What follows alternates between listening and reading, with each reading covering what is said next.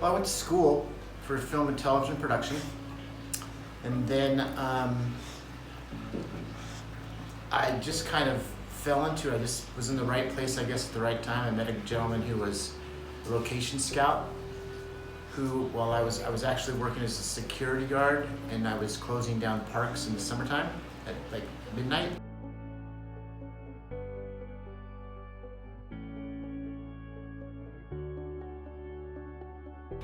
And he came up to the gate as I was shutting it and asked if he could go in to take some pictures in the city at night. And I said I'd let him in, that I would be back in 20 minutes. And if he wasn't at the gate, I was gonna lock him in there overnight. So I left and I came back.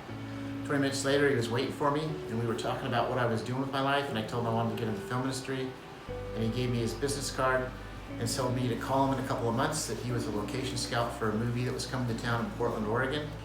And so that's pretty much it. I waited a couple months and gave him a call, and I started out PAing on this movie.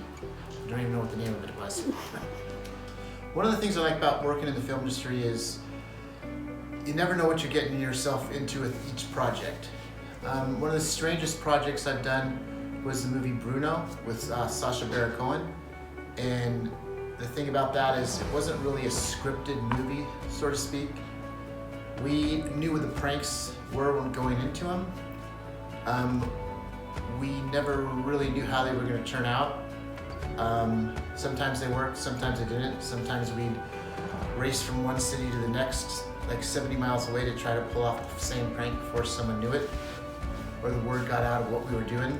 Like we did a spoof on cage fighting that didn't go well. We had chairs thrown at us and beer bottles thrown at us.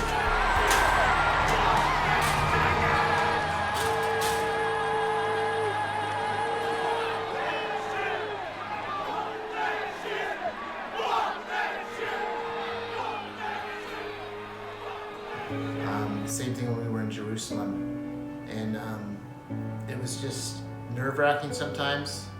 You know, we're talking to terrorists and just making fun of their beliefs and whatnot.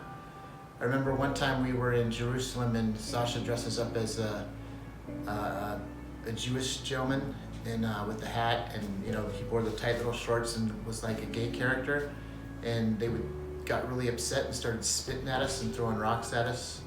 And so luckily the vans were always close by, and they would come in really quick and we would jump in the vans and take off.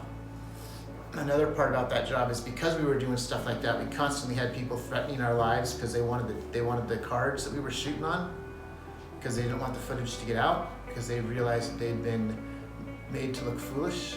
And it was an interesting 9 months of my life. And you know, there's another time like we were on a military base and the military are chasing after us, and we get through the gate past the guard station just before they can radio to them to stop us. And they actually stopped one of the vans behind us, which luckily just happened to be the producers. It's like once you do a movie like that, it's one of those jobs that where while you're doing it, you think it's crazy and you don't know why you're there.